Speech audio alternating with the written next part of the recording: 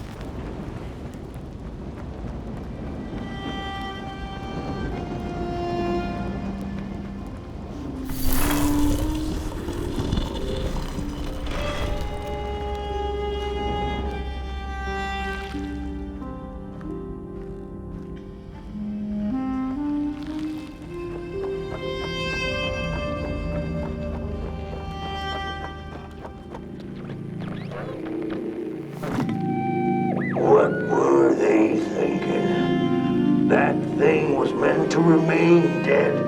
Ryan never gonna come out again, no sir. In here it's just me. Some ragdoll with his mask. Alone in that piece. They burned it all away, and for what? Shine a little light on things? I can see just fine in the dark. In the dark, I can see everything clear as day. What were they thinking?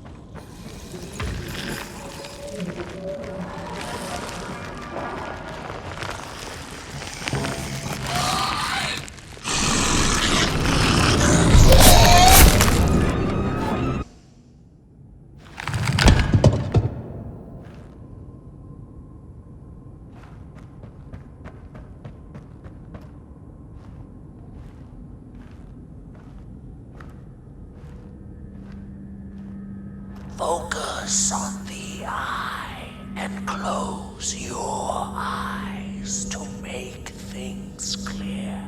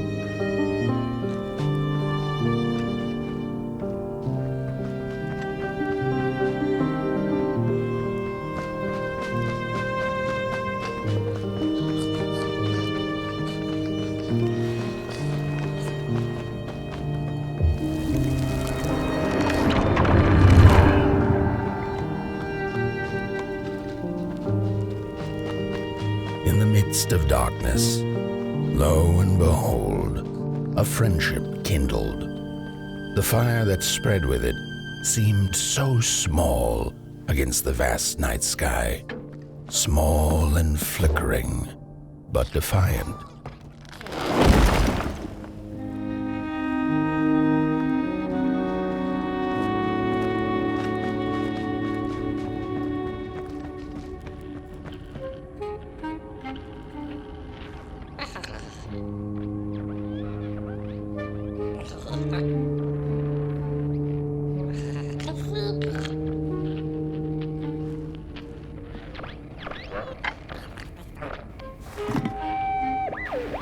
With wire, clay, and fire, the craftsmen built the foundations, followed by the trees and the rocks. And after them came little houses for us tiny ones to cower in, for existence was so big, so vast, that without a roof above one's head, one could have fallen straight into the skies. And yet, with all that stuff, they didn't know what to do with us. So I reckon that's why they built the Midnight Walk. For us to wander, for lack of reason.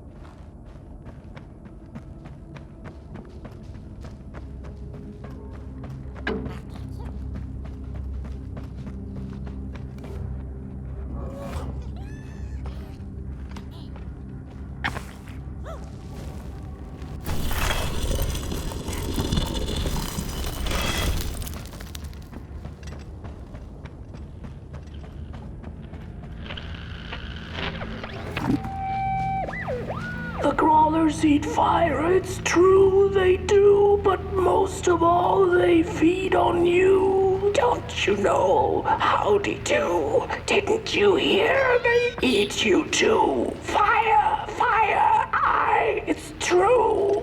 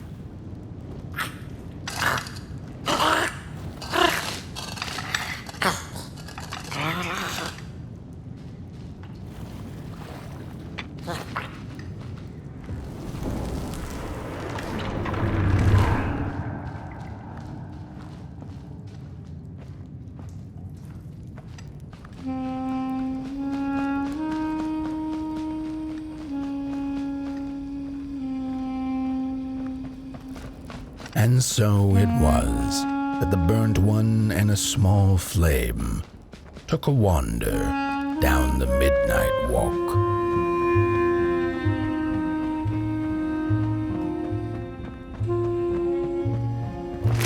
In the closing nights of this era, a wandering flame.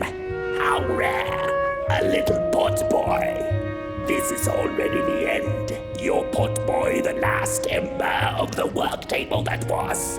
You are destined to carry this torch to Moon Mountain. It is inevitable. We must all partake.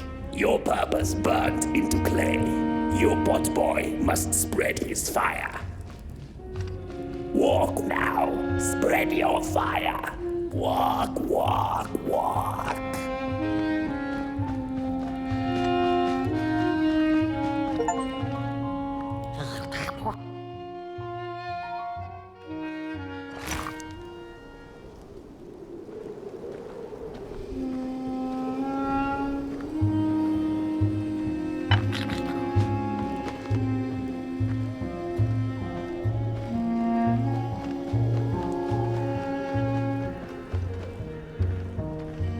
Whether they held or lacked reason, it didn't matter.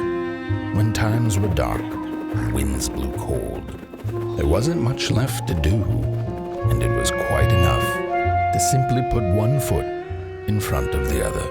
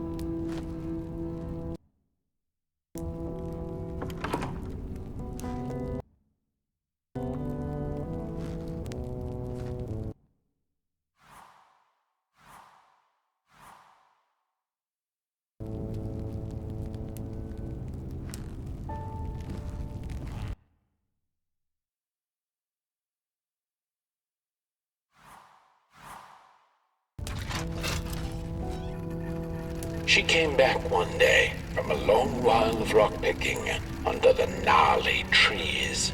Usually the Merkle had been fond of fall and the refreshing cool of winter, but this time it had been much too long for her taste.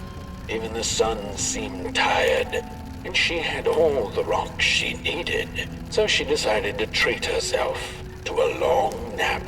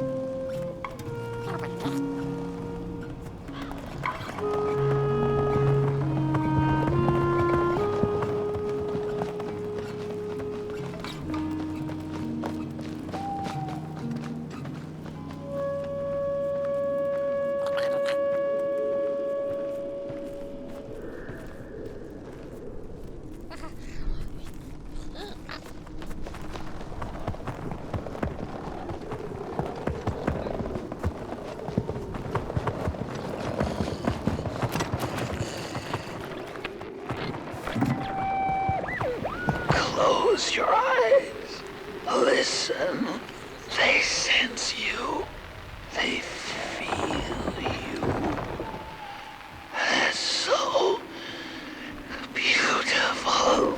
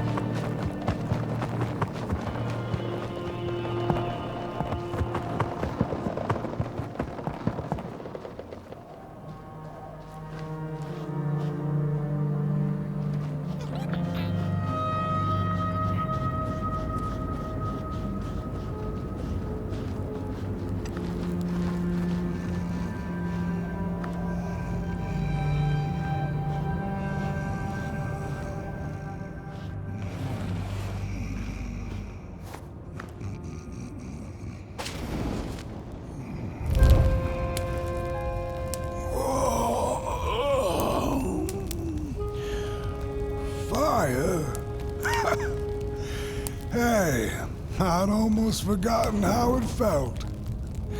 And salutations, burnt one. Fancy meeting one of your kind here.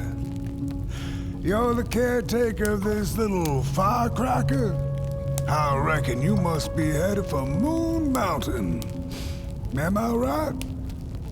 Well then, on one hand, it's just a matter of walking down the road. But then on the other, the Midnight Walk has a mind of its own, and a mind to teach its rider a thing or two to boot. So if you are intending to walk the walk, you better...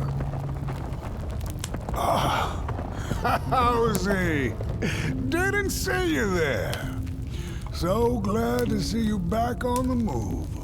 And as I told you, it ran away from its owners. It's been waiting for the right passerby ever since it ended up here. Well, heck, don't let me keep y'all. See you down the Midnight Walk, and burnt one. Wherever you end up this long night, keep that fire alive. It's really all that matters. Don't take my word for it. Just see for yourself. Some folks certainly know how to talk the talk. What you lack in talk, burnt one, I trust you make up for in walk.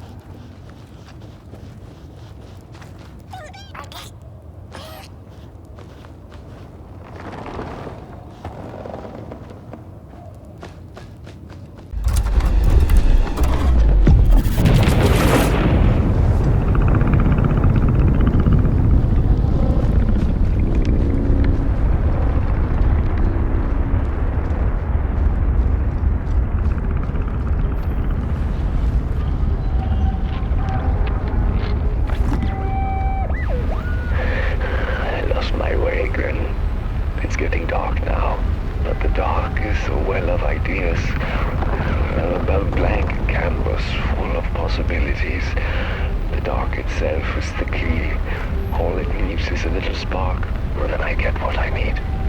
It hungers for fire, so I take a match, I light it, and I offer it. I give it freely. I have to surrender.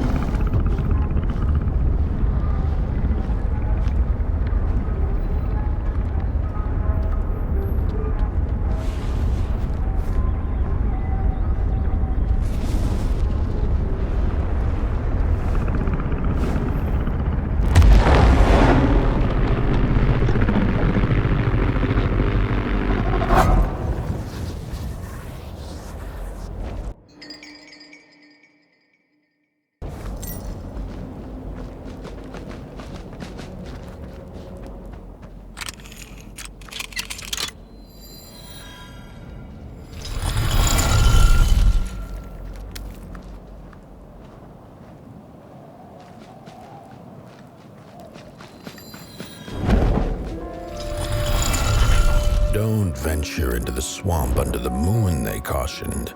There, wild eyes watch, and itching teeth yearn for succulent heads like ours. Gone are the bodies of old, and they can no longer shield us from the terrors. Look at those two arms swinging around. Disgusting. We don't take kindly to somebody's walking around here with 2 feet. Get bent limb tree. Oh, you really think you're somebody, huh? On your tall legs, with your long snake-like arms. Arms and legs. So uncivilized.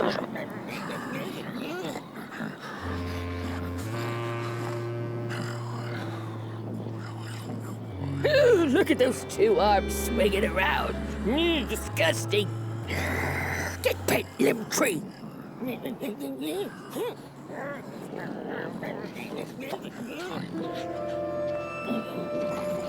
Heads up. No. No. Heads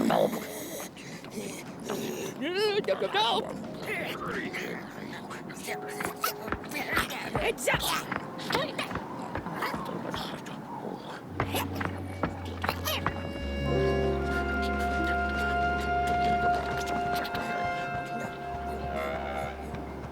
Oh, look at this fancy stick.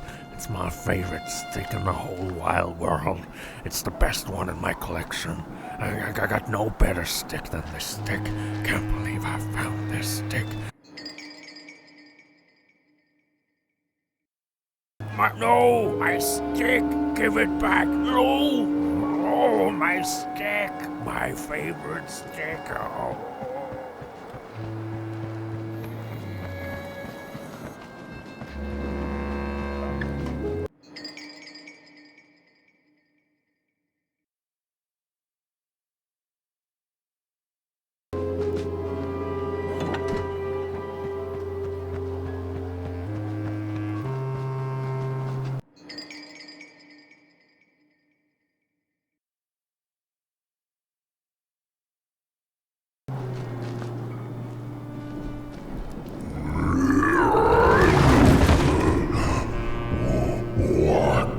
What is this?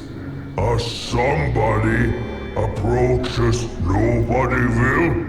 Your wretched limbs, an affront to nobodiness. Unless your fire can prove itself useful, there will be no passage for you, limb tree. Go away.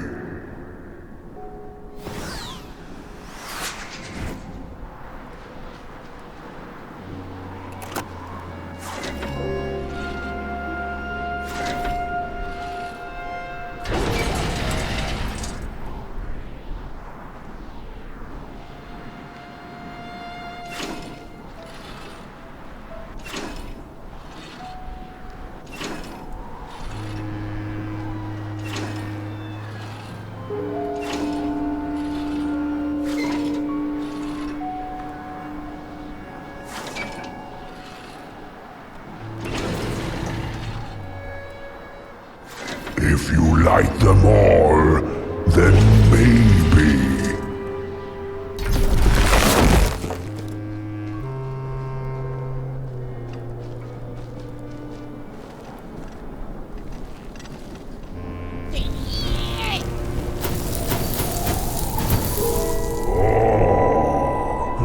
The candles have not been lit since before the great beheading. Now fire is back. Maybe fire can help us with our Molgrim problem. The headmaster will decide. Enter, then.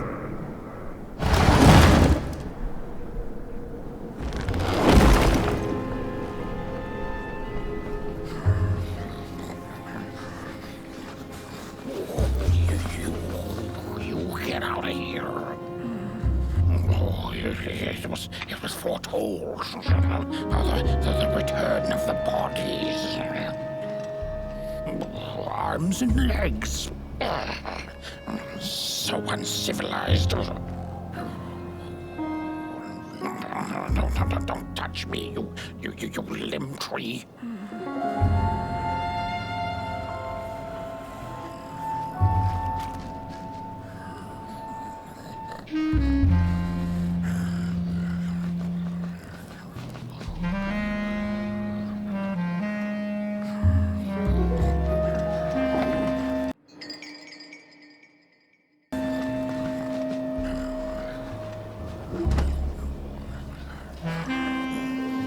We don't take kindly to somebody's walking around here with 2 feet, arms and legs. So uncivilized. Ooh, look at those 2 arms swinging around. Disgusting.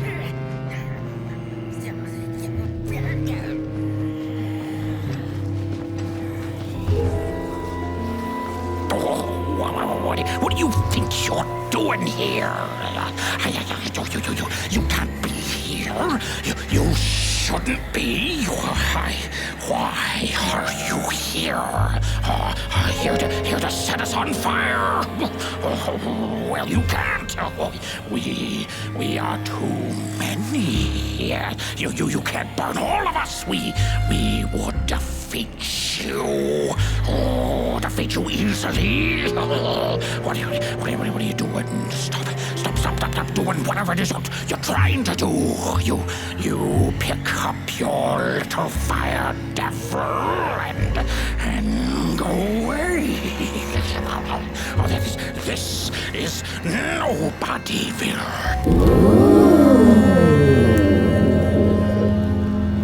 True fire. We nobodies haven't been graced by its warmth since the bodies were banished. They used fire for war. Yes. Now once more, the somebody disturbs our peace and sets fire on things with its tiny fire devil. You must leave at once. Leave or face our...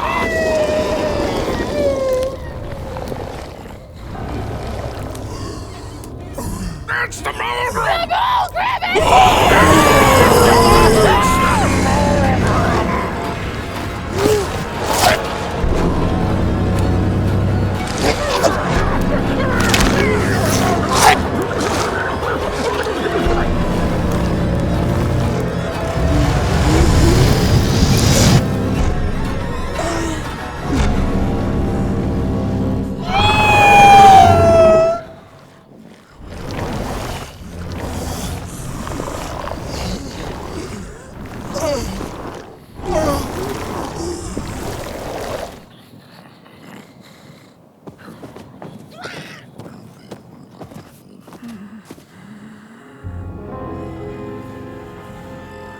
I guess I'm the headmaster now. As you've observed with your own head globes, we have a problem. It is called the Molgrim. Recently, she has become bold, moving ever closer to Nobodyville. You should help us get rid of her. Yes, get rid of her. Tame her. Just make it stop. And by the powers suddenly vested in me, I will, shall grant you passage through our fair Nobodyville. Here, take this. Blech. Now, go do the quest. Meet the problem head on. Tame the Molgrim, and we will. I shall graciously let you pass through Nobodyville.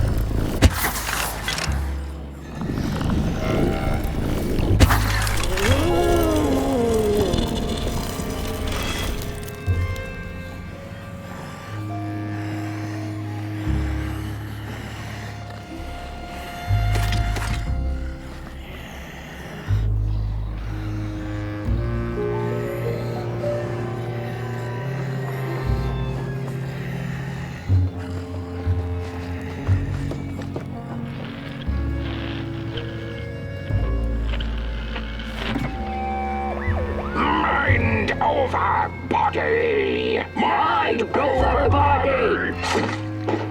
Mind over body! Mind over body! Mind over body! Mind over body!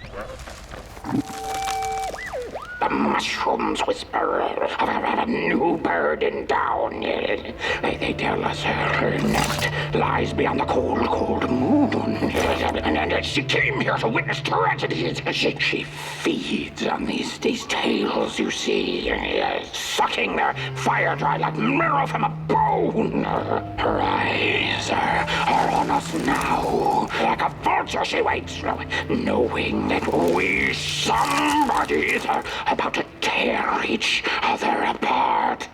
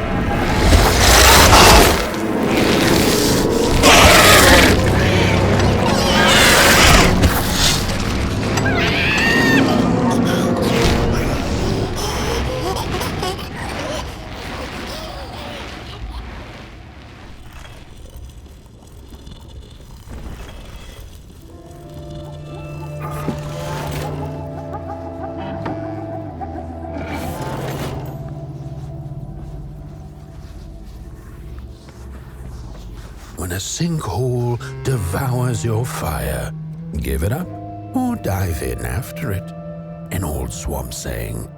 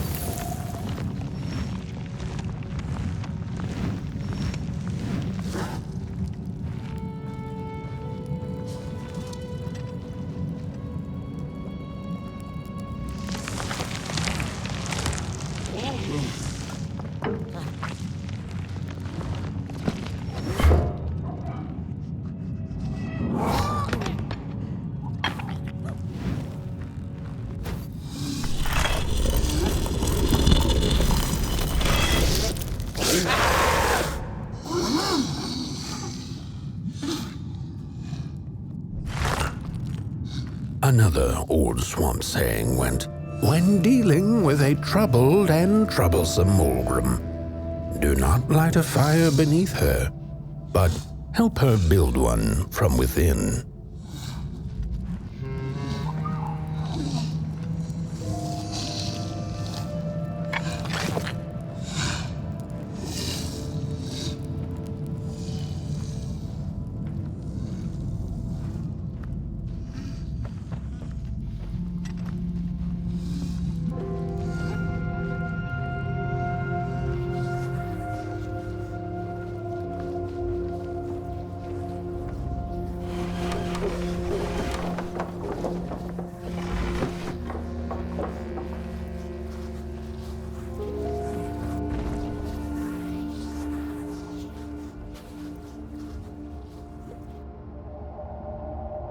Oh, my neck hearkens the anguished howls of the Molgrim, and the bitter patter of feet.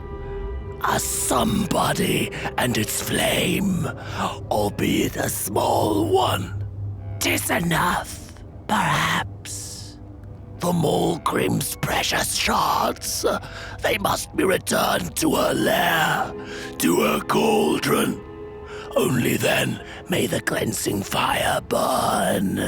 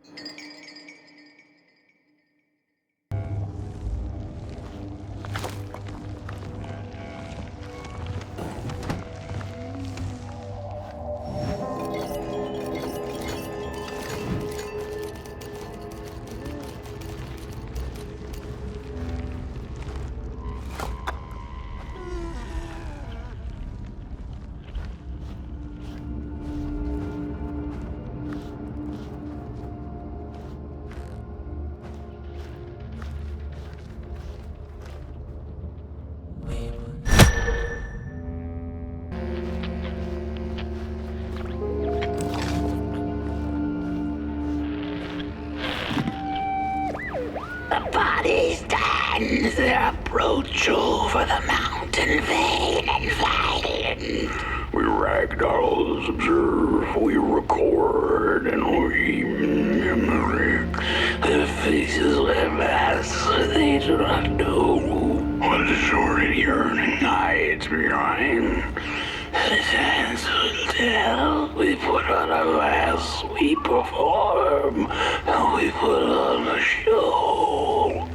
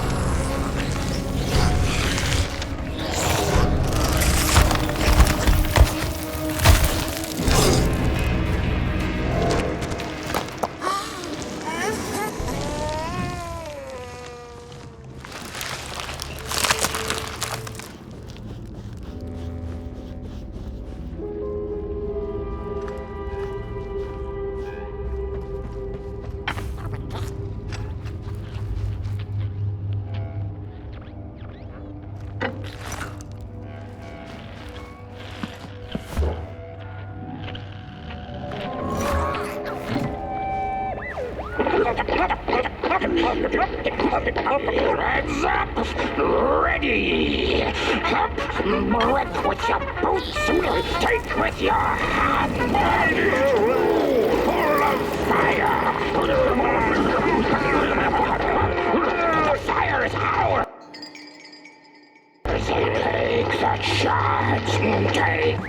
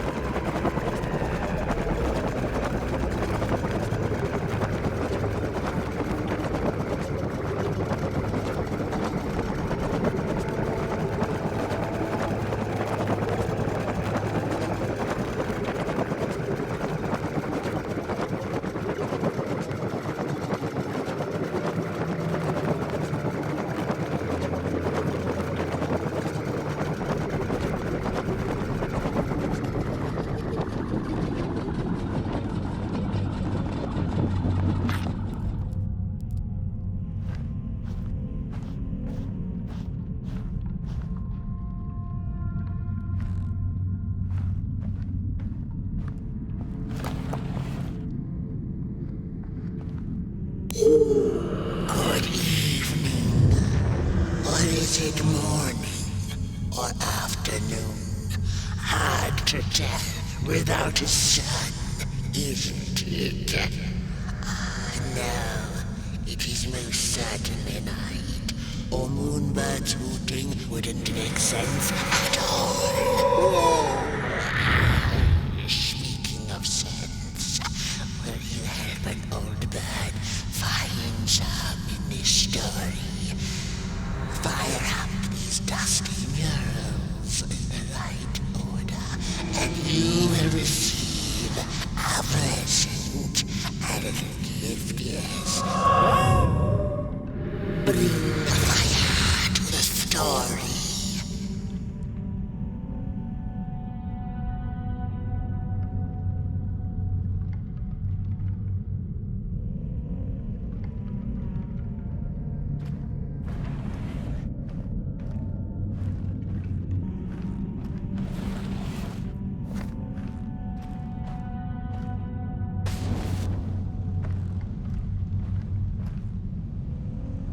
Once upon a time, the Molgrims lived in peace. Peace ended when the violent somebodies invaded the valley. The valley was taken, but then began the battle of the bodies. Intriguing. The battle ended with a great, gruesome beheading.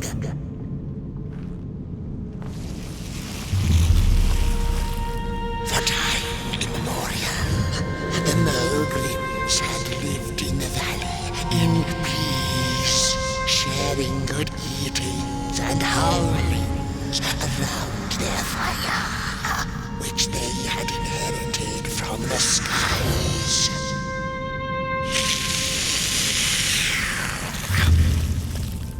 Then one terrible night came the violent somebodies. They hunted the Molgrims for sport and took their fire for themselves.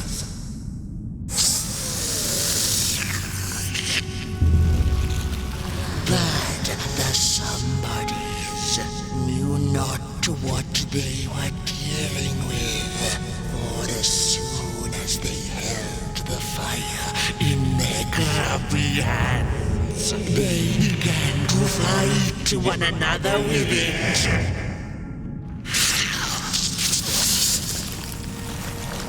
To save themselves from themselves, the cunning heads turned on their bodies and organized a great meeting.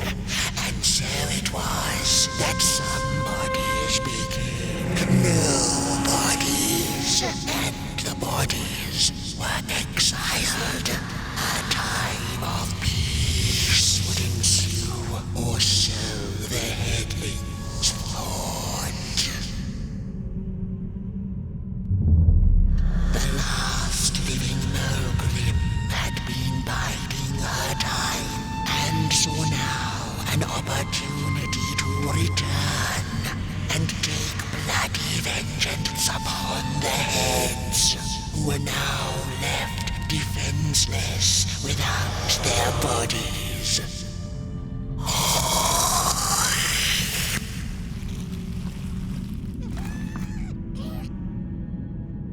Time of the Molgrim begins anew. A storied meal indeed. Moonbird thanks you for feeding her and proudly upholds the promise.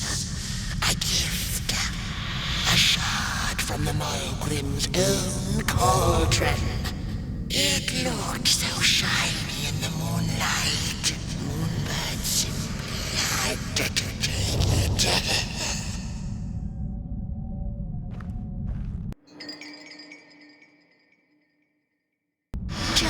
For now, she'll see you in the light.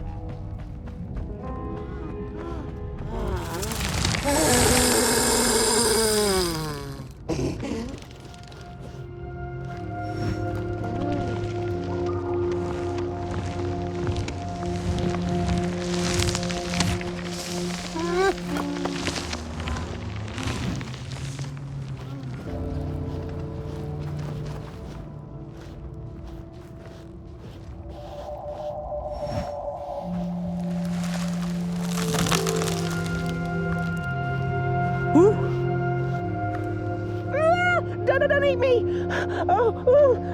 Well, if you're not gonna gobble me up, then can you maybe take me away from here? Please? Somewhere closer to Nobodyville and away from here. Get me out of this neck hole, please! I'm begging you on my bare chin, and I'll pay you for the effort. Handsomely with a beautiful shard from the Molgrim's cauldron. If you just take me to the outskirts, closer to Nobodyville, I'd find the rest of my way back for sure. If you've nothing better to do, that is.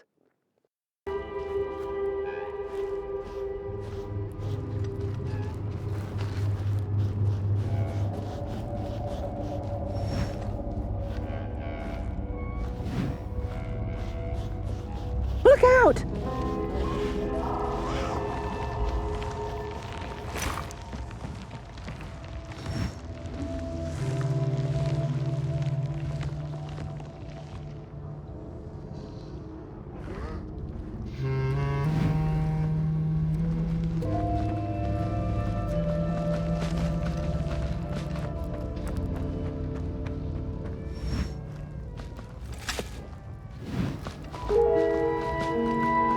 Phew, thanks for saving my neck. And I think I have a reward for you. A real treasure.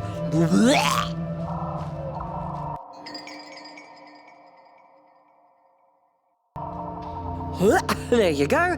One of the 3 missing shards from the Molgrim's cauldron. Yeah, I stole it. Oh, I thought I could maybe buy me some kind of ticket away from, well, everything. Start anew, you know? A good head on a pair of healthy, strong shoulders. Eyes on the horizon. Gosh, the horizon. Do you know I haven't seen it once since I lost my body? I really do miss my body. It's a real shame when you think about it, you know? The things that we do to ourselves, to one another. What we did to her, kind. All in the name of some sort of control. It doesn't make sense. Anyway, I guess I'm sad. Sad and sorry.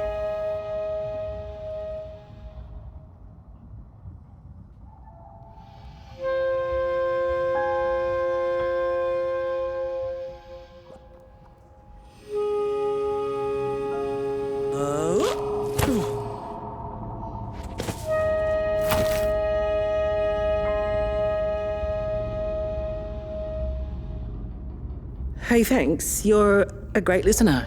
You know that? Just take care of that shard now. And maybe put it back where it belongs and... yeah. Goodbye.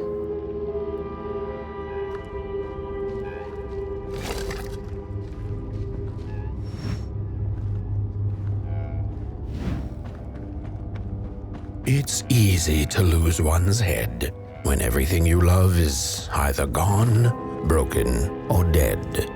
Yet another forgotten swamp saying.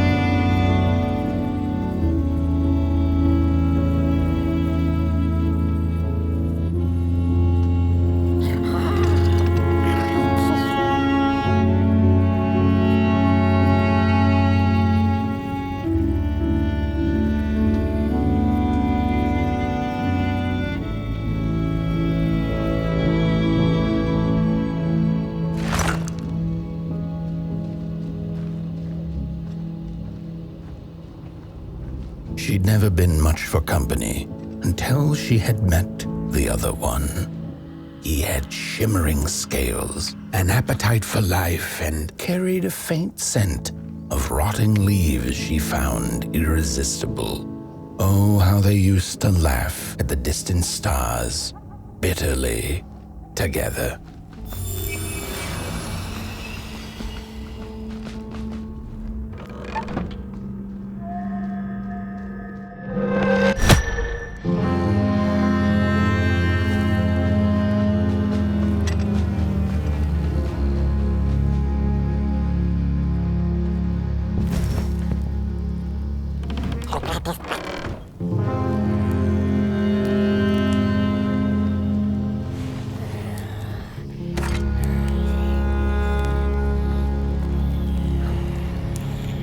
The howls of the Molgrim have gone with the wind, and our headaches settled into gentle throbbing.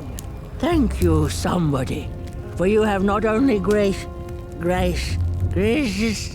saved our necks, but also demonstrated the value of brain mass and heart blob working together. Could it be time for the bodies to return? We must convene on this matter, and you and your wandering flame must now leave through our gates and keep on walking the midnight walk to Moon Mountain. Moon Mountain! Here you go, somebody. This key will open the town gates.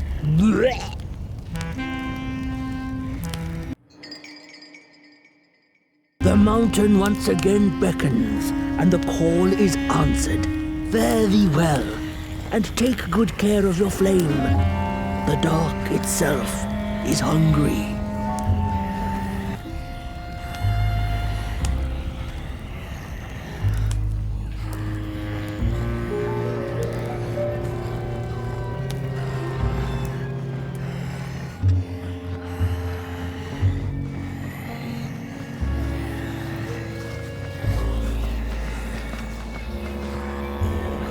Bodies might be returning. It's hot now.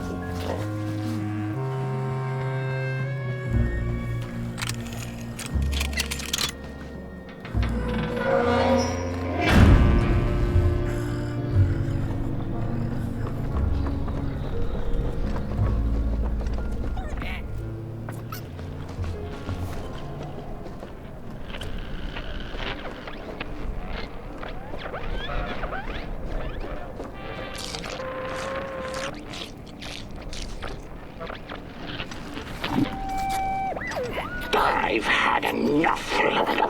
First it was the big Molgrim hunt, and then when they forced us out into that make-a-forgiven swamp. I hate hiking. And then when we had nothing left to hunt, we started fighting each other. And then Mr. Mayor gets this grand idea that we should chop our own heads off and banish our bodies. How does that even scientifically work? I've had enough of civilization.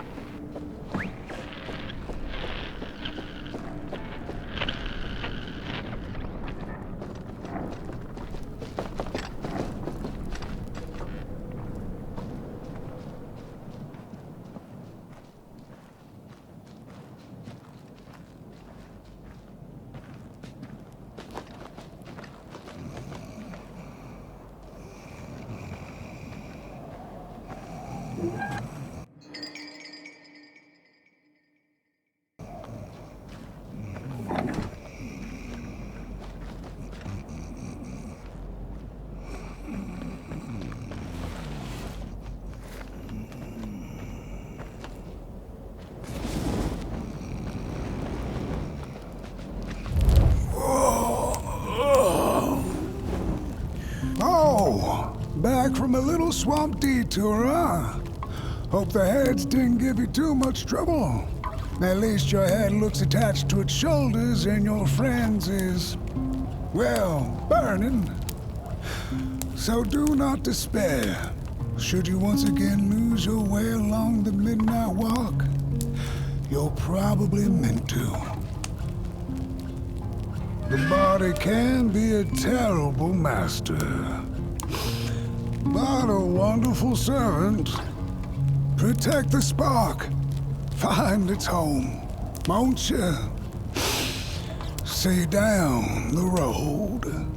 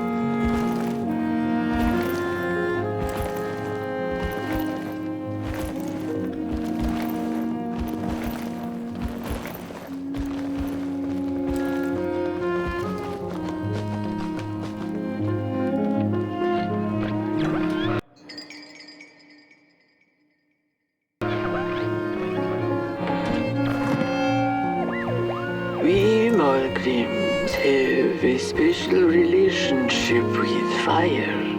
We do not cook over it. We do not shed tales around it. We care not for its warmth.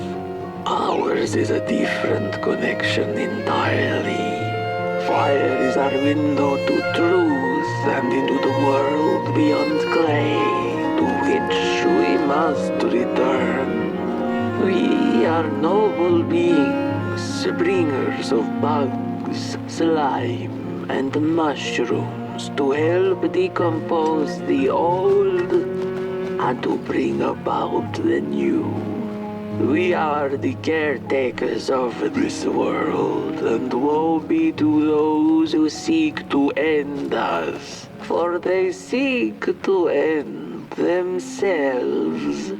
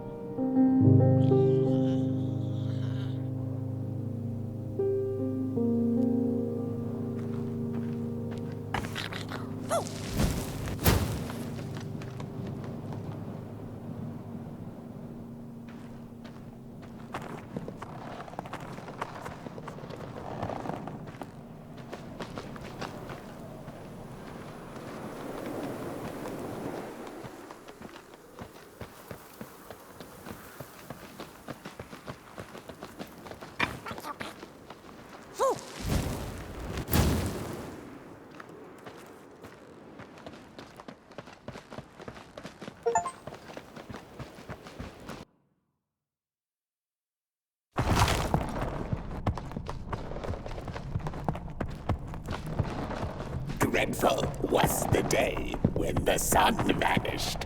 The waters dried up, birds went quiet, and the dark itself seeped unchecked into the work table as the cold, chewed paper moon rose over the mountain. The night that followed would be long as the midnight walk.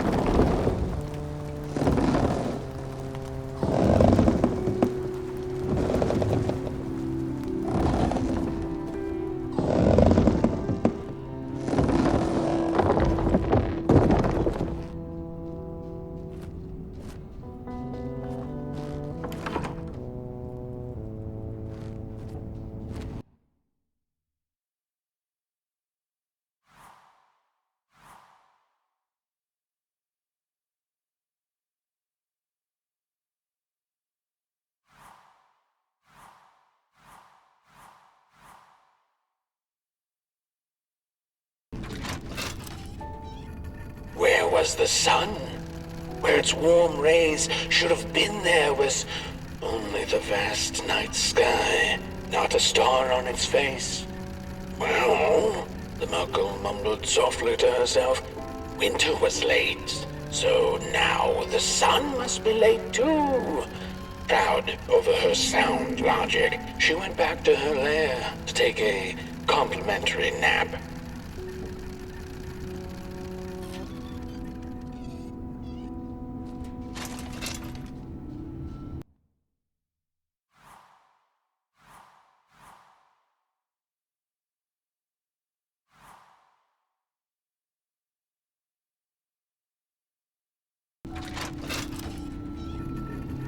The Merkel had taken a nap that had lasted 2 decades.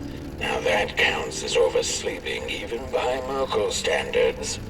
She had awoken anxiously this time, feeling misplaced and confused. The confusion grew further into panic when she was greeted not by the sun's life-giving caress, but once again by the silently mocking night sky.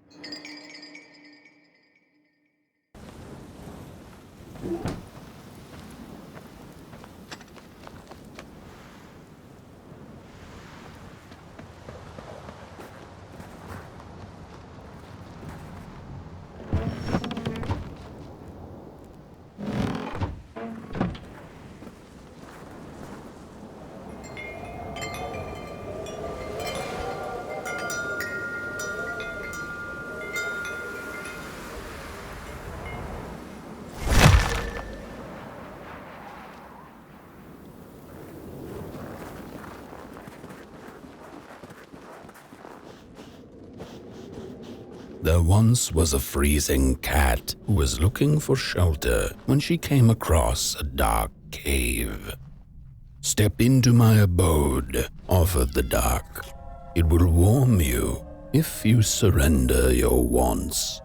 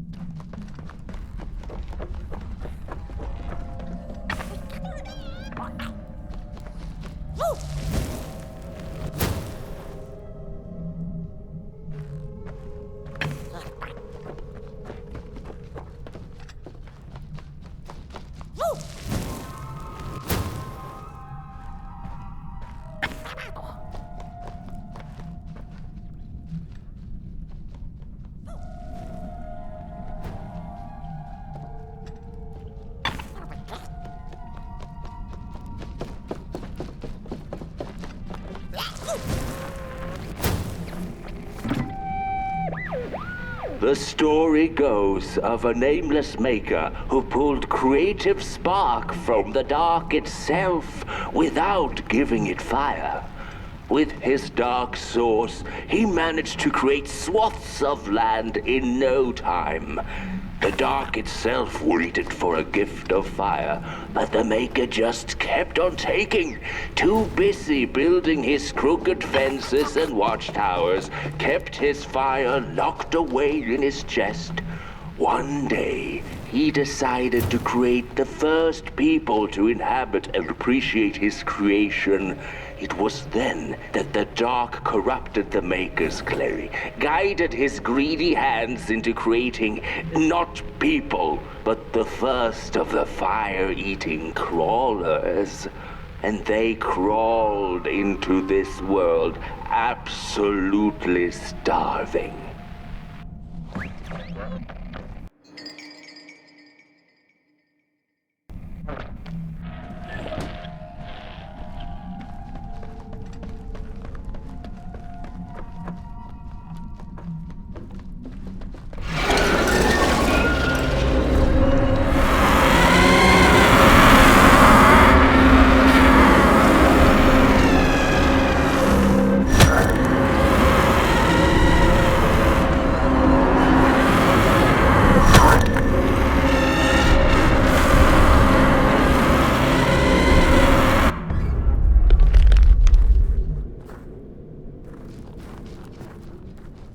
The dark's eyes were much too big and watchful for the cat's liking.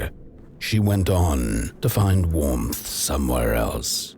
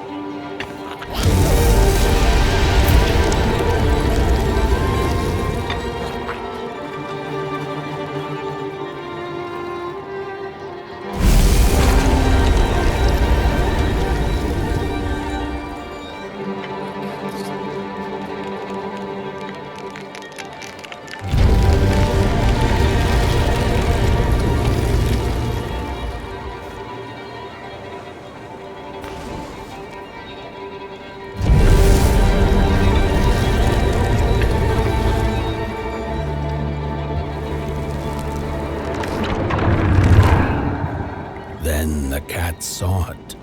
Rooftops piercing the sky. Approaching the town, she was greeted by a crone. "Come, kitty, kitty, you must be tired. Sit in my lap. Share your soft fur, and I shall warm you for a spell."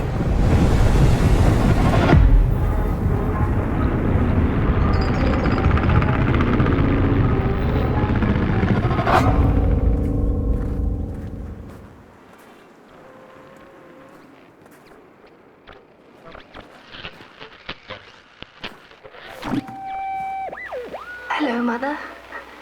The well said to give it a match, so you and I could talk again. I hope this works, because that was my last one, and well, it's cold now. But it doesn't matter.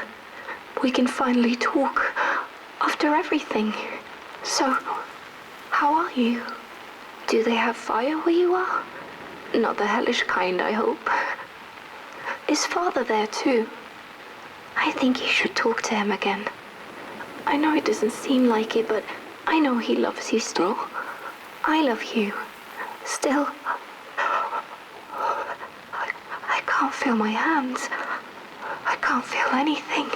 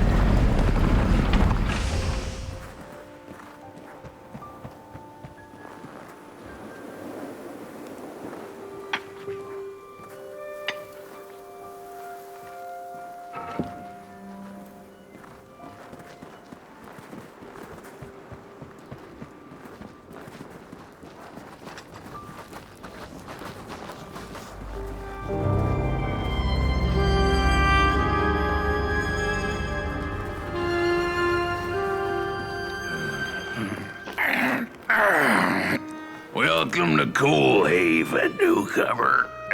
Good to see a flame in these parts again. I'll be your guide tonight. This furnace here used to run on coal and fire, don't you know? But a thief stole all our matches, wasted them in greed, you see. Now the ghost has come to smite the wicked and punish the thief who killed us. Well, I guess that's it. That's a tour on the house. There's a bone right there in the snow. There ain't no place for a bone.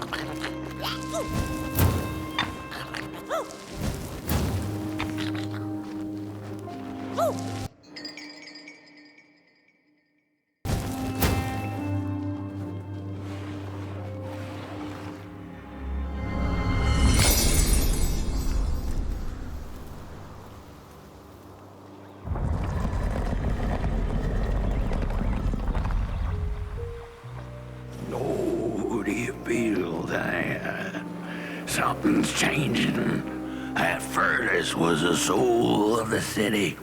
We used to worship it, us coal miners did. Fed it trees and fire like it was a hungry, angry god. This broken body's going nowhere, but yours is. Walk the streets, listen. Just don't believe everything the half-dead say. Your flame could bring back warmth to our graves. May the worms in our bellies dance again.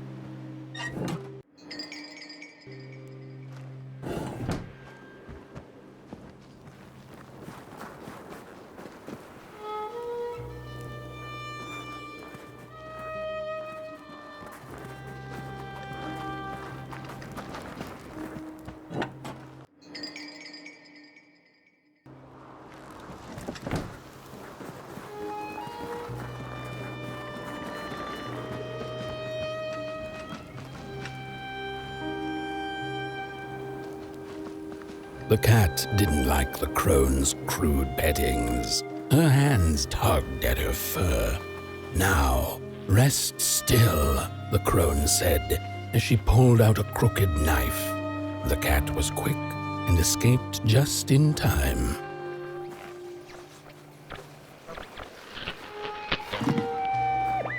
How could this happen? Whoever did this? Oh, the flame warms the righteous, but the wicked who love destruction, the flame burns with a passion. Only warm the furnace! Feed the thief to the furnace! Feed the thief to the furnace! Coalhaven is doomed! On the wicked the flame shall rain fiery coals and burning sulfur. A scorching wind shall be their lot. Come forth, thief, and confess your hideous crime!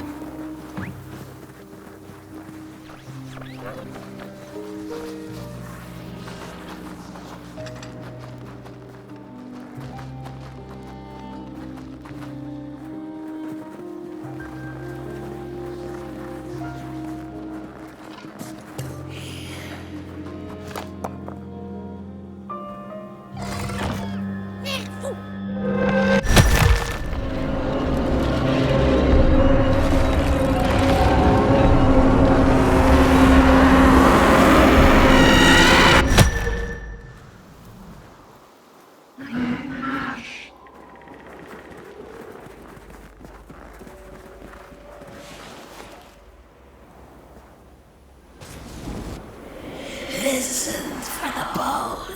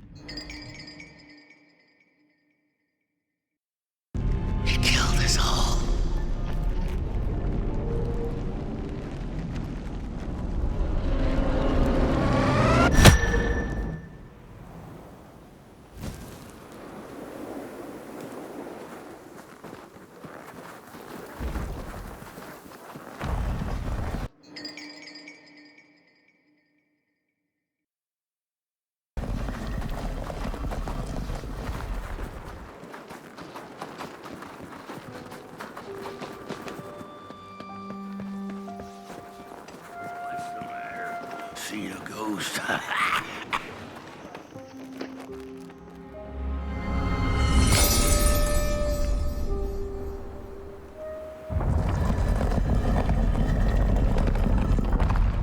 The thief loved the stars. Would have plucked them out of the sky if it were possible. But the dark itself stole her stars, turning the thief's sky as black as a cup of joe. And so the thief began to steal matches and lit them, hundreds of them, like little stars of her own.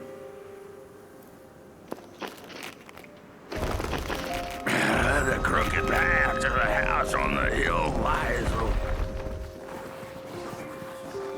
Wherever she sought warmth, it had a price. The miners needed the cat to get rid of the rats, and the vicar wanted her protection from bad luck. Bony hands reached out from all around her, trying to grab her. The burnt matches lead to the house. Brothers and sisters, hunt down the thief. The matches. Follow the burnt matches.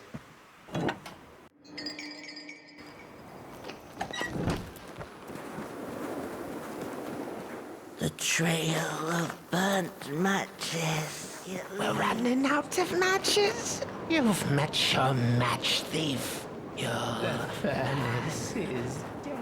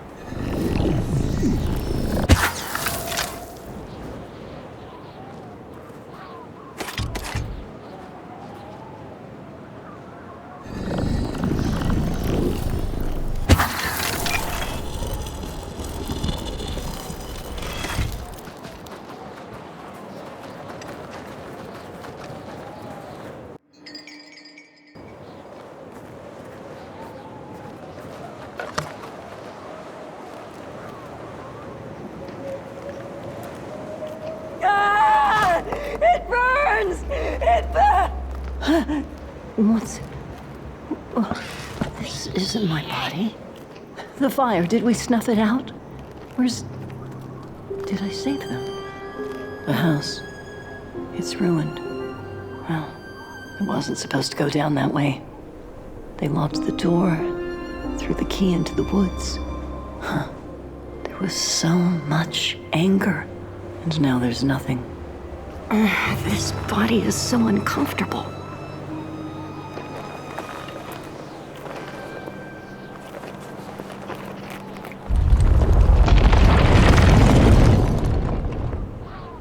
While I was in the black, I had a dream. There was a monster in the woods, with our door key dangling from its tail. I ran, tried to chase it, grab the key, and when I did, the creature turned around, and its face, it was the face of this whole town.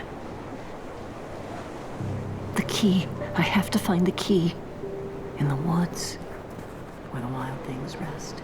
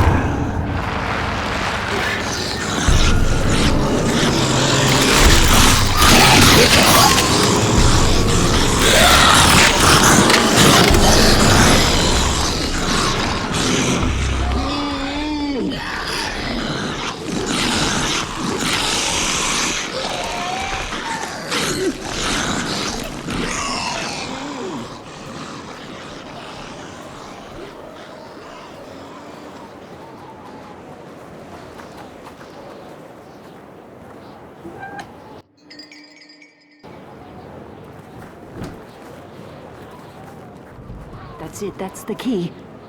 Unlock the door. Please. I want to see my home again.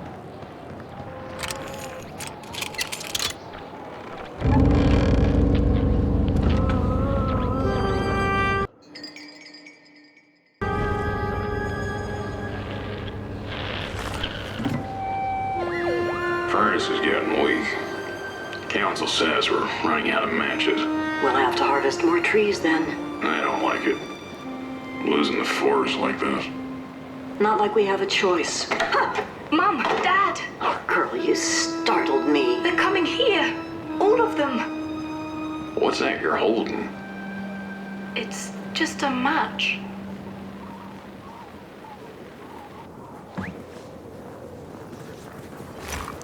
The cat felt as if the walls around her were growing taller, the alleyways narrowing.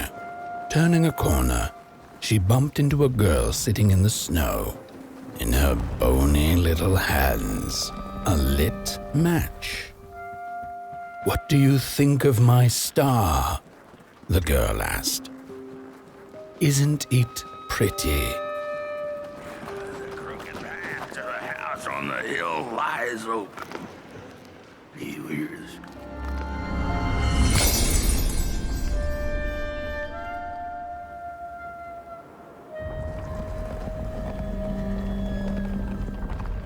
With no matches left, we couldn't light the furnace, and the thief paid a terrible price for her burning greed.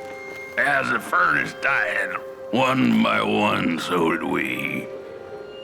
But before we perished, the dark itself moved into our hollow husk, turning us cold and wicked.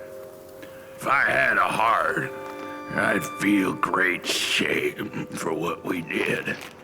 I'd feel great shame for what we did. The old man feels it too. Should have been long dead with the rest. He just wasn't ready to go. At least he has a reason.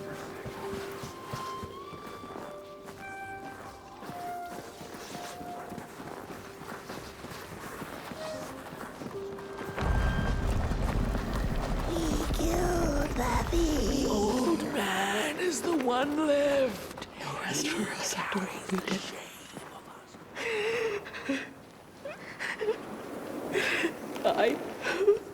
What have I done? What did we do? I thought we'd just punish her. Shame. The furnace died, so we had nothing left but justice. Sweet.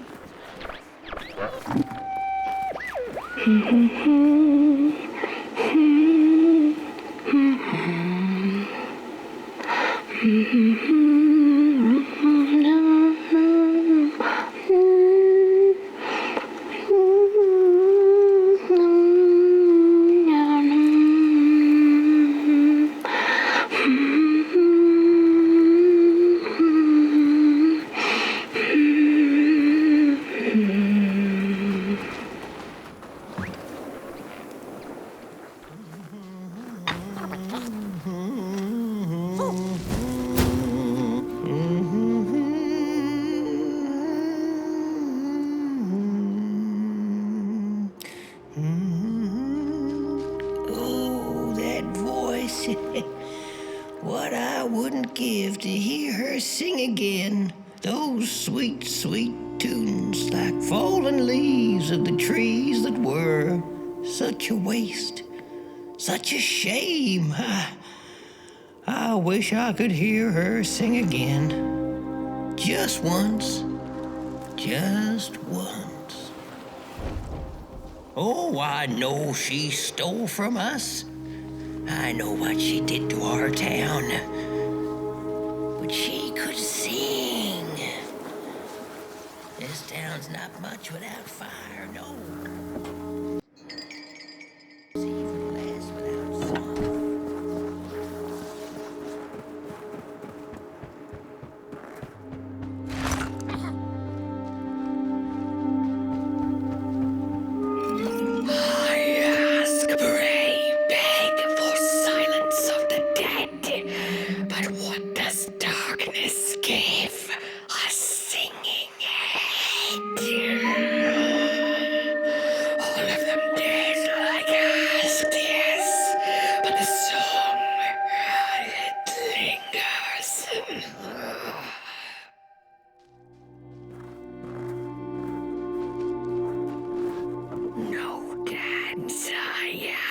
No singing, no way. No nasty coal digging persons.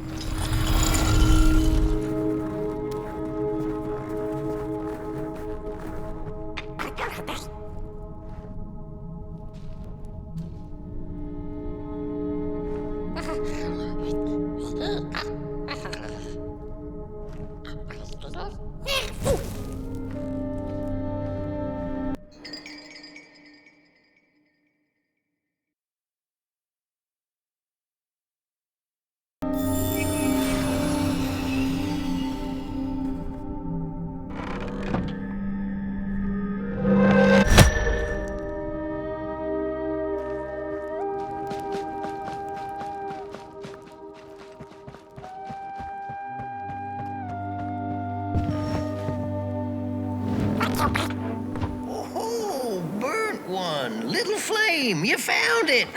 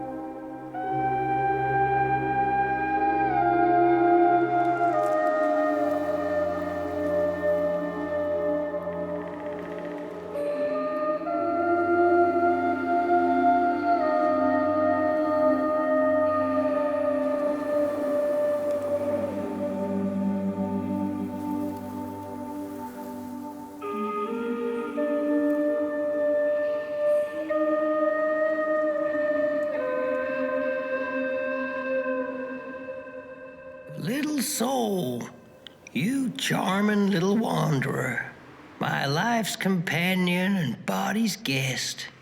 Where are you off to now? I don't know what I thought would happen. I feel a strange warmth, but just as coal runs deep in the earth, so is the shame a part of me, mine alone to bear. Burnt one, small flame. I am grateful, but I will not surrender my loneliness so quickly. I needed to ferment me, season my soul. Please, leave me.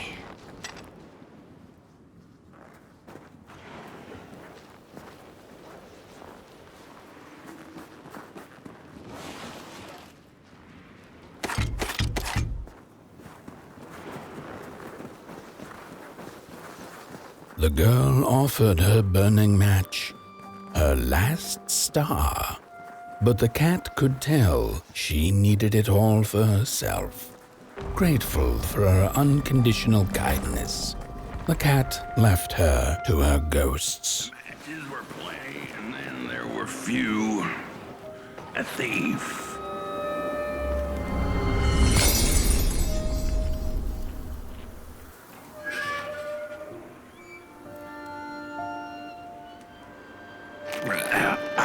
The door to the flame was open.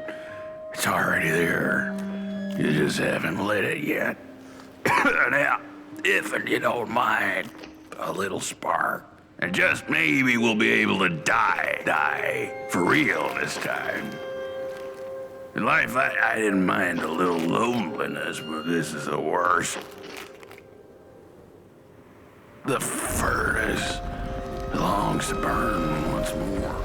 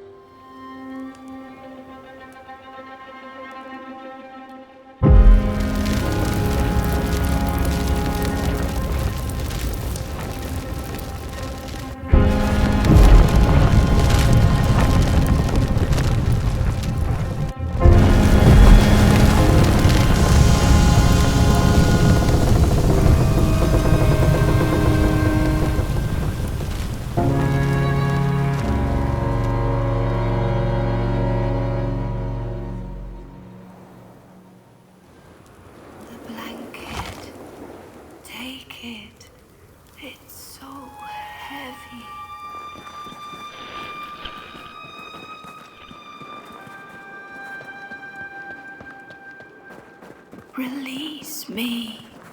Remove the shroud. Light the match. The match. Light it. Please. one last star. Light the match. The match. Light.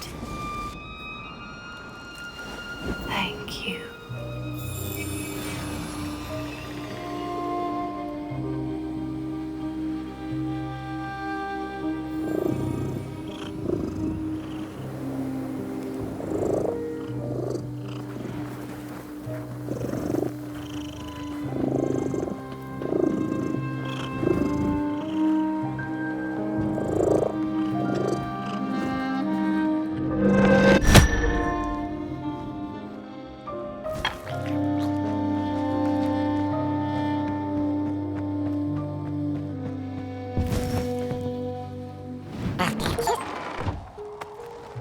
The cat finally settled in front of a giant burning furnace. In its bright flames, she could glimpse a dark future.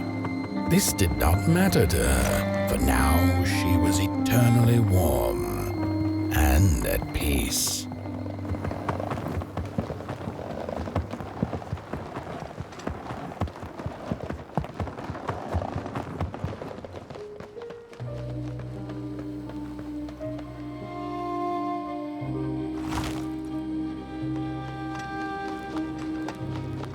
The flame burns still, and the fire has spread along the walk. The cold takes its toll, and Potboy's flame flickers. But it is still enough for the climb to Moon Mountain, to light the final fire. The road always leads to Moon Mountain. Hark! His fire belongs to the mountain. It came from beyond the moon.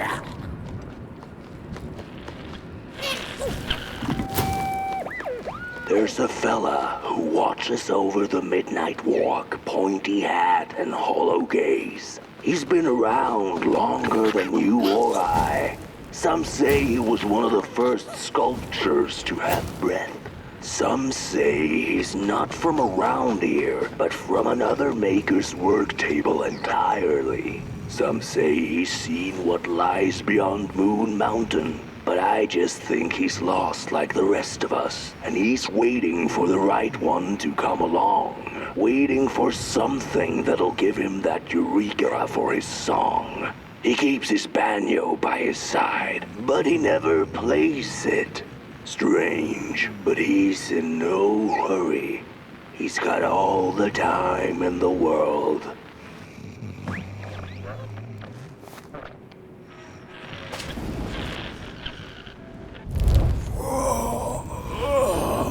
Hey, my.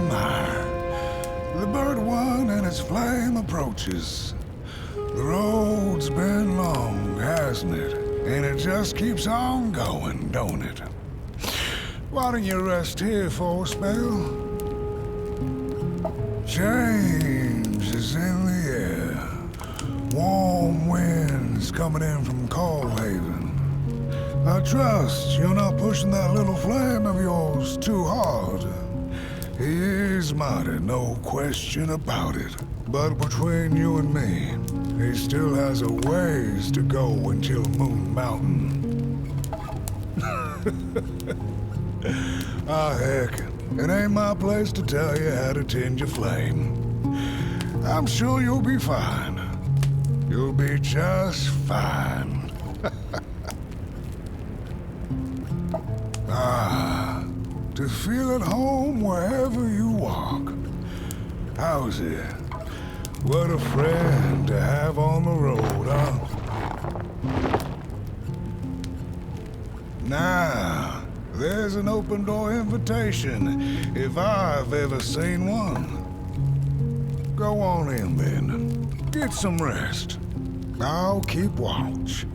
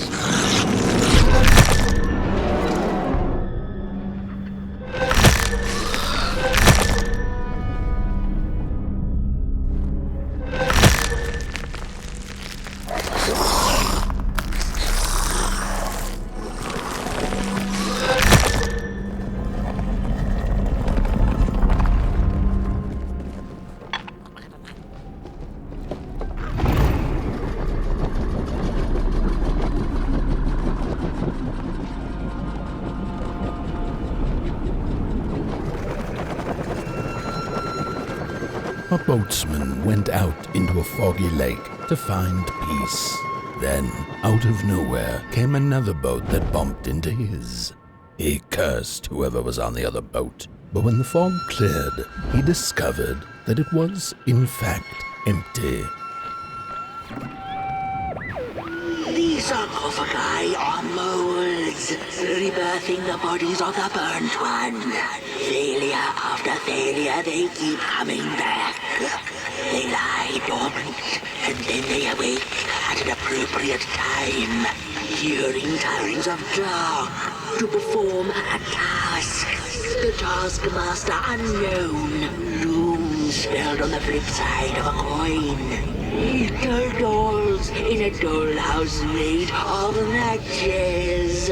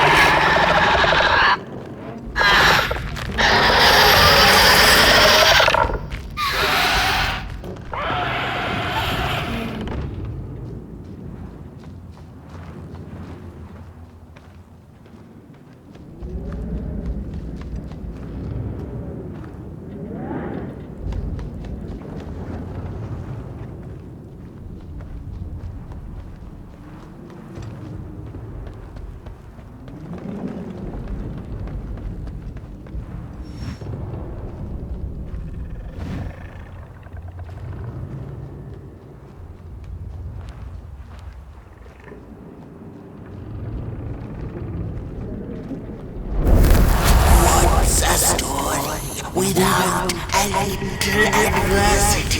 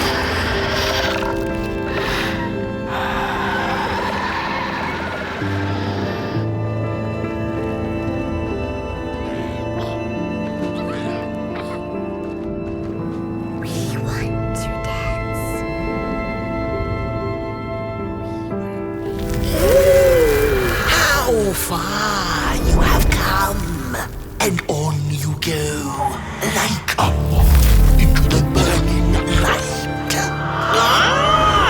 But behold, a craftsman, one of the first beings ever to wander the clay.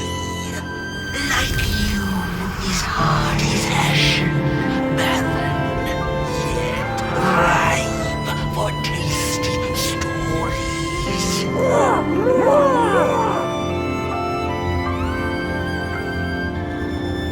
By now, you must have learned there can be no tale without spark.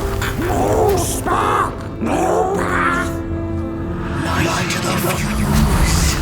It will guide the bent one, and mayhap feed the world. A symbiosis most reasonable, don't you agree?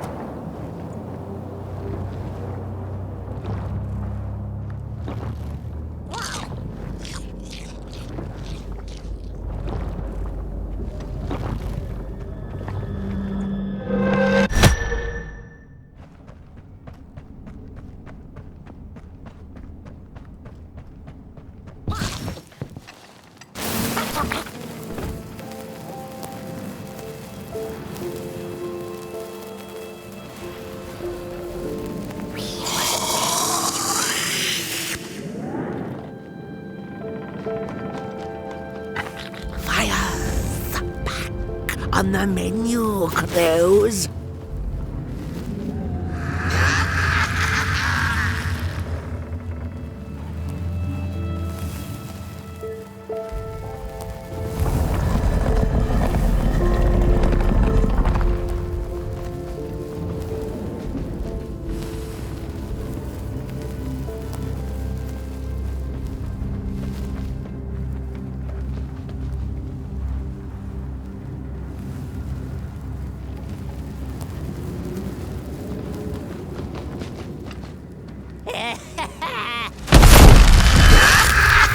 I see you. Not a crawl closer, Moonbird.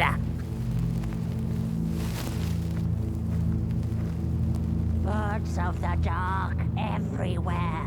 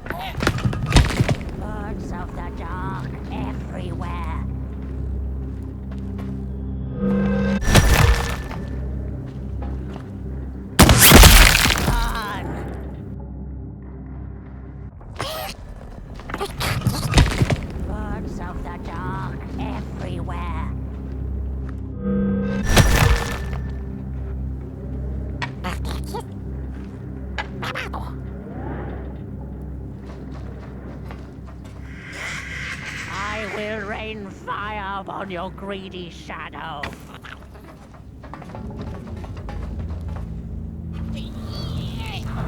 Stop that!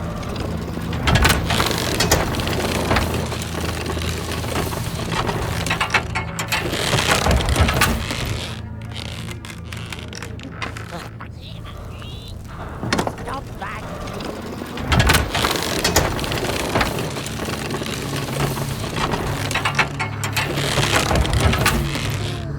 I see you. Not to crawl closer, Moonbird. Here. What are you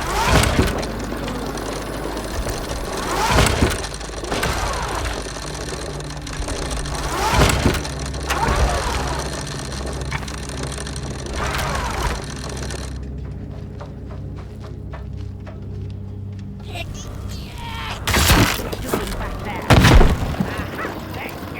One and two and three.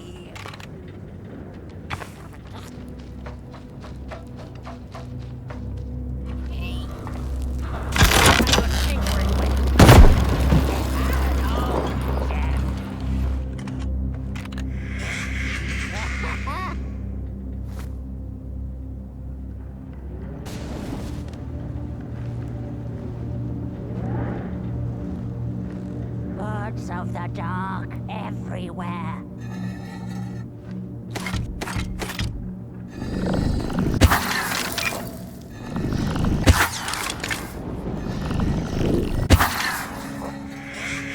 Liar, liar, eyes on fire.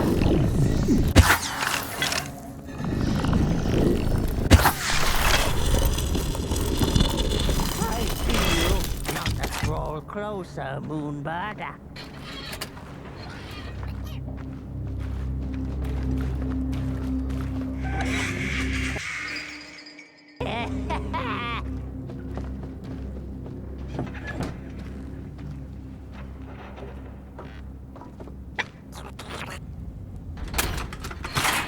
Ah, the pictures.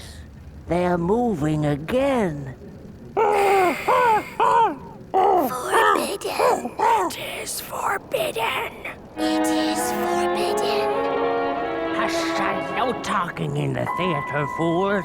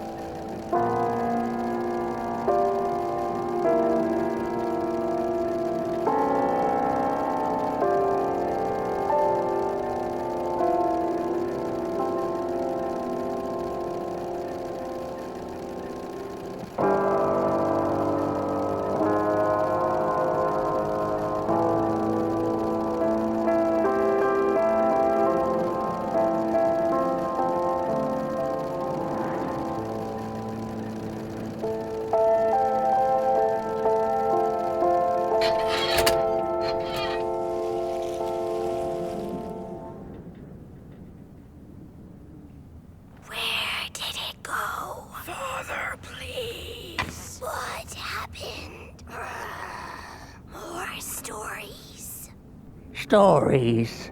How I cherish them. Real as clay, as palpable as the midnight air. They're all we have left once the dark has taken the last campfire from us. The projectors tell a story of failure. The craftsman projects it onto his creations. He keeps building without love for his craft. He needs to see it. Well, yours might not be a movie I would watch, but a story is a story.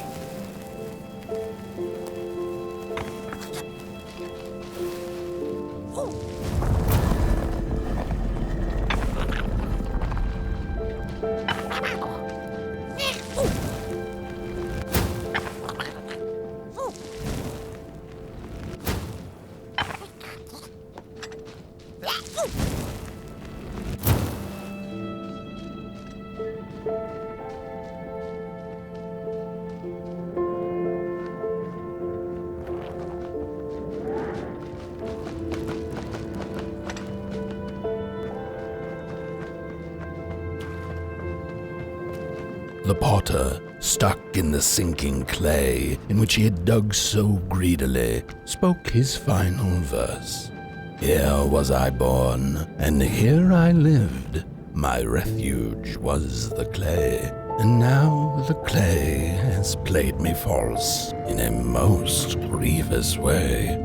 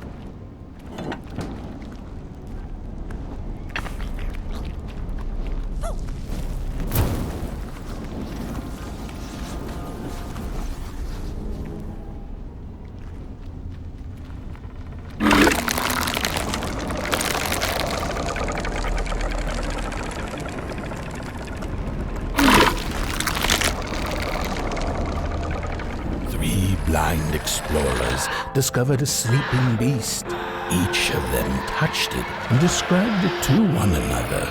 Its skin is coarse, said one. No, its ears are big, exclaimed another. The teeth are its most prominent feature, declared the third. Who was right or wrong mattered little, as the beast awoke and ate them all.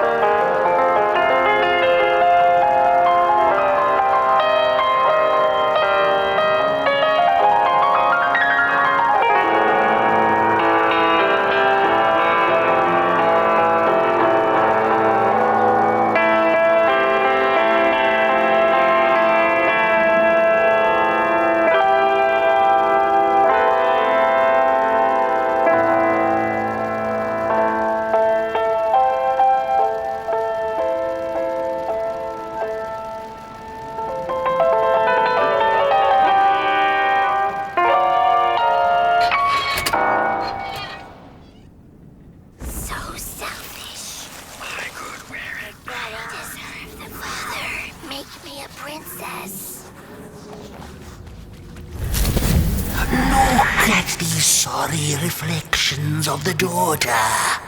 None of them will ever dance. Ever feel the warmth of their maker's heart. They can never be enough.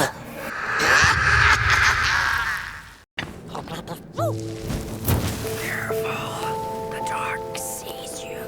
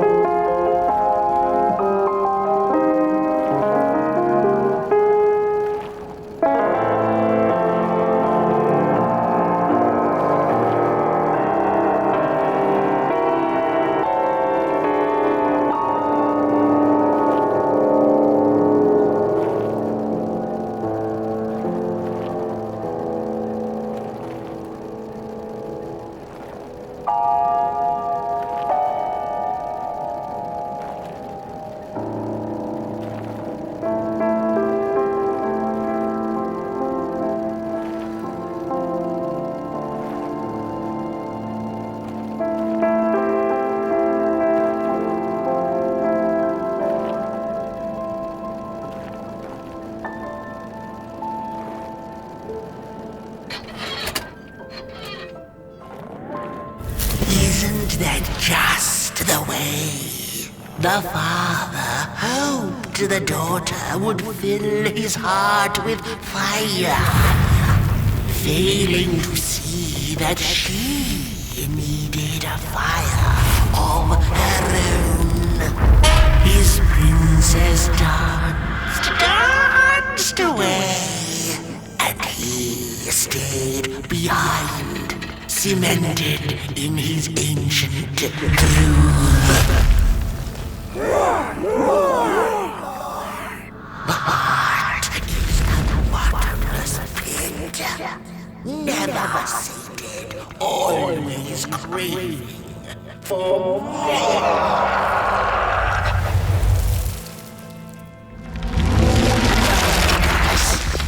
Enough.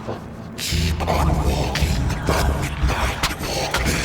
Don't run all the way to your infernal doom. She will be there to gobble up the empty.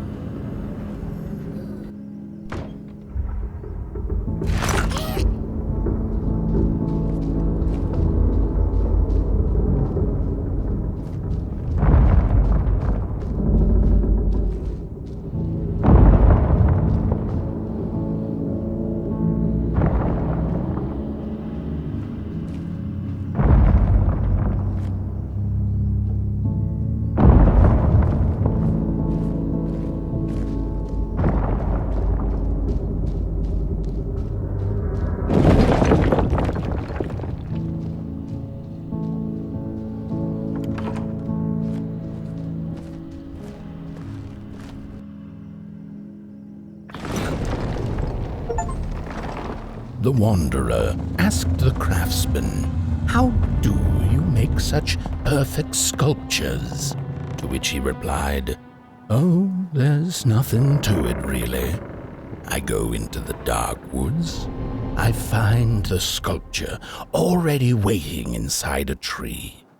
And then it's just a matter of carving it out."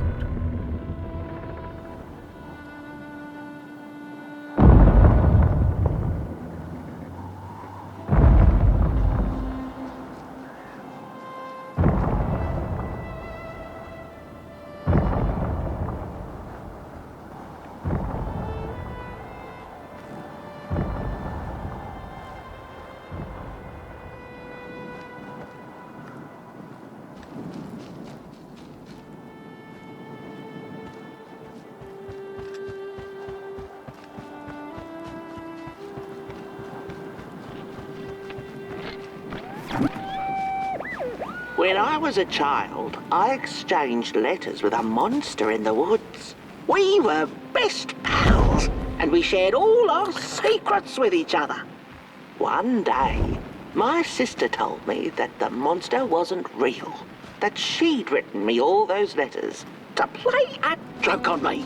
But the joke's on her, because I knew the truth about the monster in the woods, and we exchange letters to this day.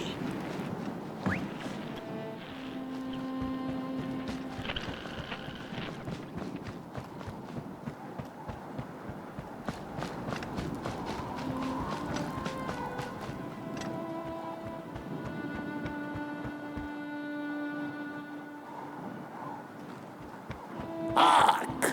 Not very far now. Not very far. The flame longs to be free. Caged, it cannot truly burn. How beautiful. How tantalizing. It is simply the way of fire. It is what it is. It is what it is. You must release it at the summit.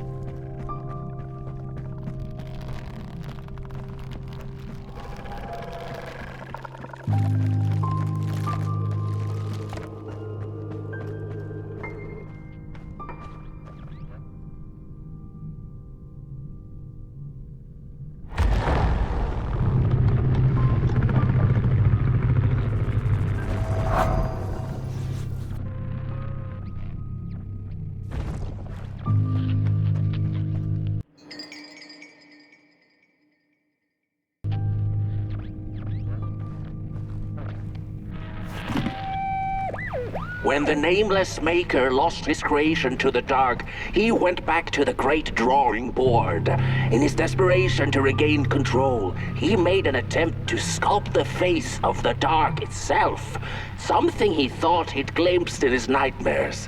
But the face wormed itself out of his mind's eye, and instead his twist...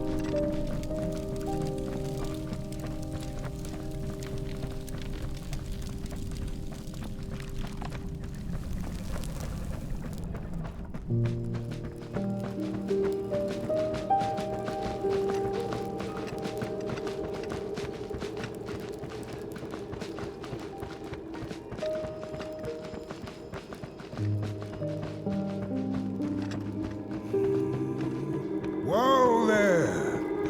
You look like you're about to move a mountain. That's what I get for trying to get in the way of a flame and its destination. Let him walk his walk. Ain't nothing gonna stop him now, looks like. Fare thee well now, burnt one. You're going to Moon Mountain, and that walk is for you alone. You have a tough decision ahead of you to make, just like the ones who came before. But they're all long gone. In the end, all there's left to follow is your own heart.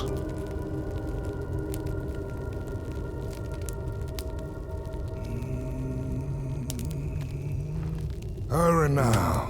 Go catch up with your little spark before the dark does.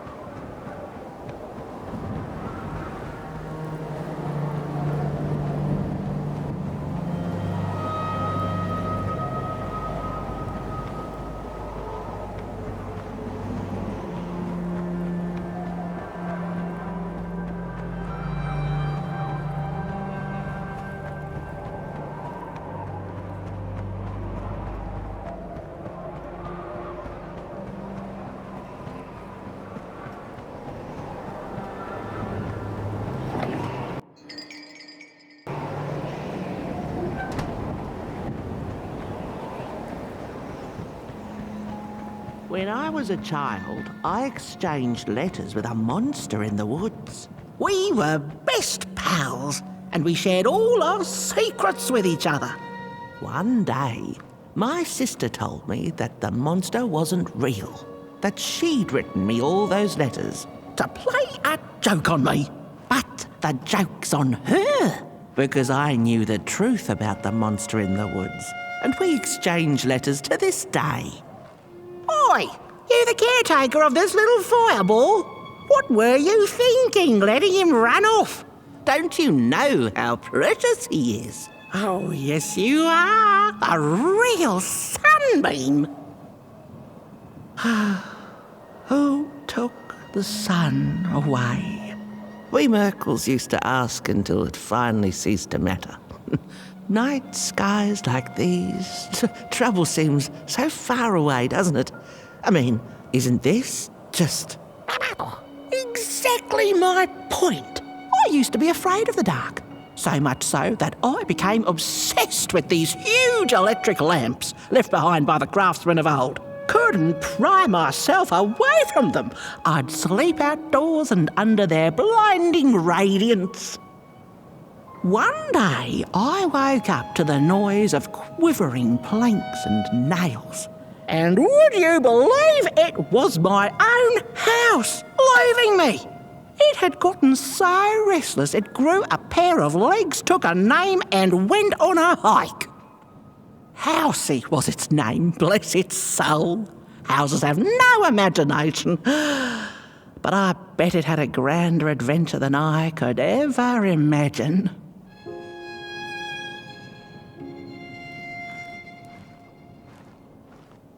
This little flame is your home, burnt one. Keep him nurtured and safe, and you'll always find yourself in the right place. Through the rain, in the dark, and over Moon Mountain.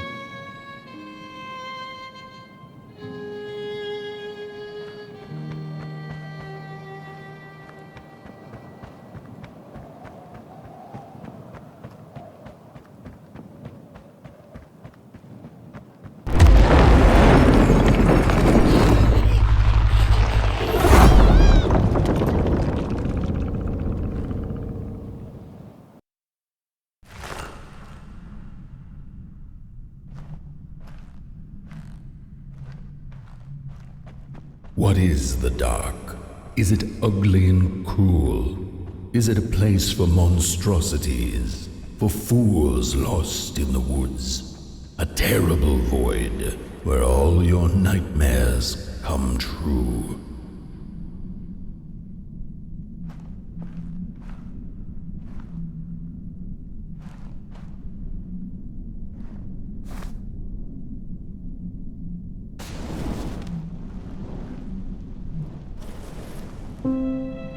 The dark could be a friend, perhaps a space where we might find each other, all of us equal under its cloak.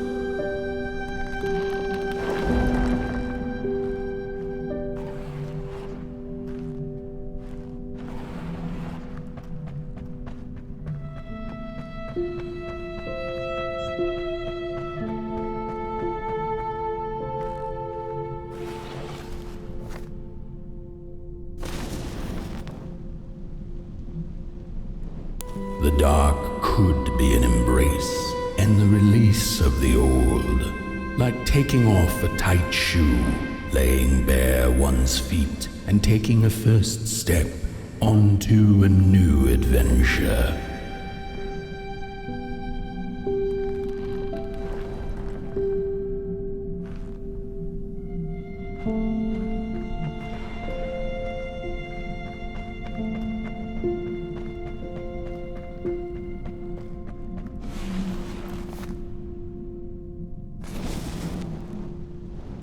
The dark could be a moment of clarity and calm, a break through icy clouds and the shameful stories we tell ourselves that fetter us to the clay and mud.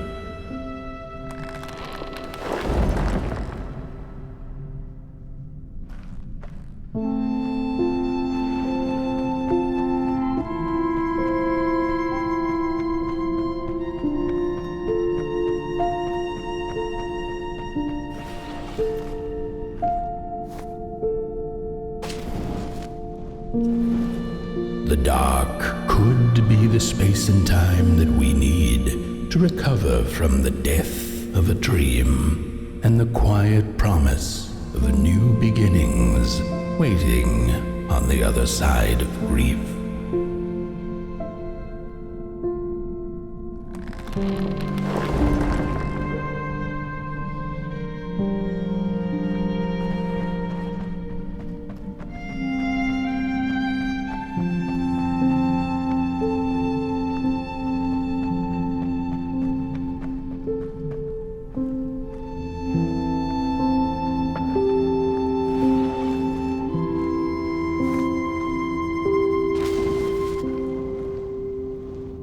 In the end, the dark remains a mystery, its secrets locked away behind the stars. But one can rest assured that it is always there, watching, patiently waiting for us to enter it, with fire in our hearts and with eyes wide open.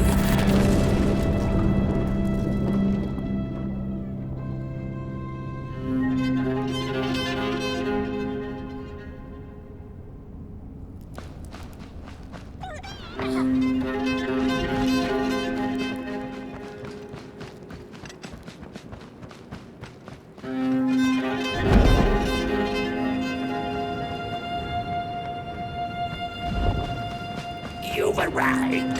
Hark! Your fire is dying, but the last embers will light the final fireplace and send your pot boy home. Can you do what you must? Naturally, you must. It is destined, and you will be loved and forgotten. The soothsayers have spoken the last words. It has been an honor to watch your journey to the work table's edge.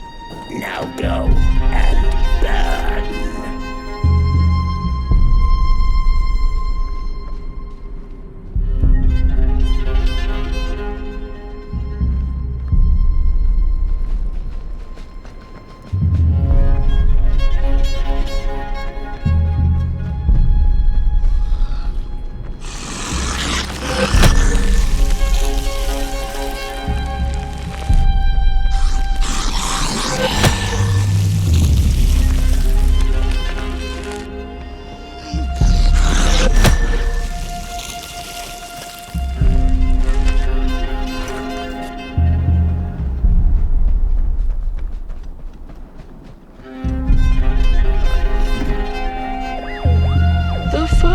Two-legged beings did prosper under the first sun, but it didn't matter how much they bathed in its light. They craved more. They sought to cage the sun, harness its power, and make it theirs. But the makers in their foresight had put the sun far, far away.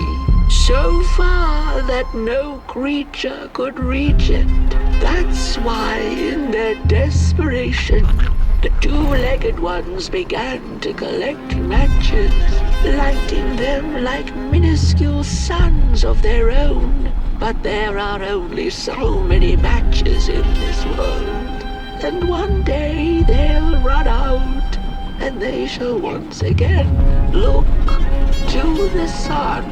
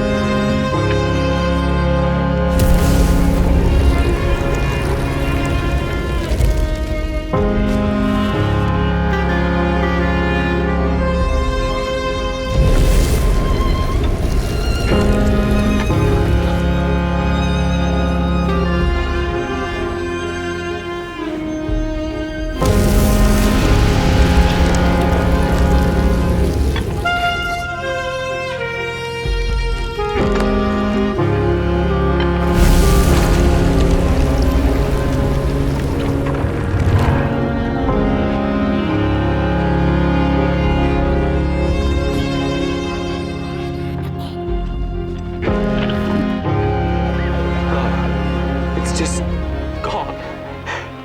I had this wretched gut feeling like something was up, like something was on the way, a danger I never could have guessed. I figured that's just how I always feel, and my worries seldom come true.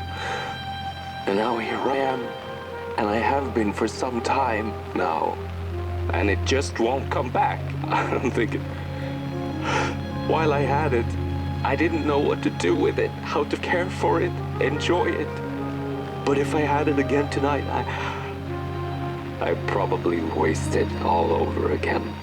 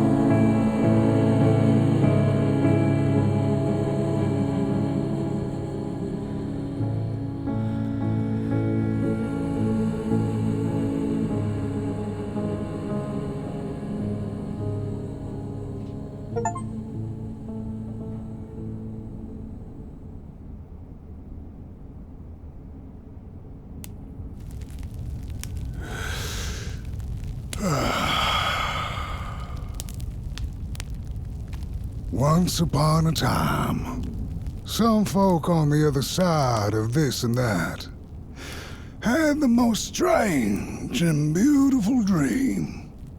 I hope that tonight you caught a glimpse of it, and I wish you the levity and grace to smile in the darkest of times and on the way down your midnight walk.